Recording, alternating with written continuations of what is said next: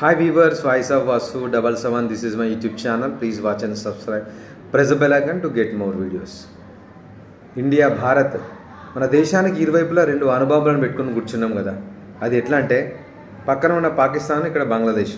అక్కడ ఏం జరిగిందంటే జనాభా విస్ఫోటనం చెందింది. అక్కడ జనన రేటు ఎంత వృద్ధి చెందిందంటే అది ప్రపంచ దేశాలే ఆశ్చర్యపోయేటువంటి జనాభా వృద్ధి రేటు అక్కడ రీసెంట్గా నమోదైంది. ఇక్కడ ఉన్నటువంటి బంగ్లాదేశ్ ప్లస్ అక్కడ ఉన్నటువంటి పాకిస్తాన్. ఇక్కడ జనాభా విస్ఫోటనం చెందితే మన దేశానికి ఏమవుతుందని చెప్పేసి అనుకోకండి. ఆ విస్ఫోటనం చెందినటువంటి జనాభా మొత్తము పాక్ ఆక్రమిత కాశ్మీర్లో రావడం. ఇప్పటికే ఇక్కడ బంగ్లాదేశ్లో 20 కోట్ల జనాభా దాటిపోయింది. పాకిస్తాన్లో కూడా 25 నుంచి 30 కోట్ల మధ్య జనాభా ఉంది. ఇంత జనాభా ఉంటే వాళ్ళ యొక్క ఆహార అవసరాలు తీర్చడానికి ఆ ప్రభుత్వాలకు సాధ్యం కాదు. ఆల్రెడీ చూస్తూ ఉన్నాం కదా, పాకిస్తాన్ చెప్పు పట్టుకుని అడక తింటుంది IMF దగ్గర. అయితే వీళ్ళంతా పాక్ ఆక్రమిత కాశ్మీర్ నుంచి ఇండియాలోకి చొరబడేటువంటి ఆస్కారం ఉంది. ఎందుకంటే మన భారతదేశం అనేది ఒక ధర్మసత్రం కదా. పక్కన ఉన్నటువంటి మయన్మార్ నుంచి వచ్చినటువంటి రోహింగ్యాలకు ఆశ్రమం ఇవ్వడం అంటే మన లోకల్ నాయకులు. రీసెంట్గా విషయం వెస్ట్ బెంగాల్లో జరిగింది కదా.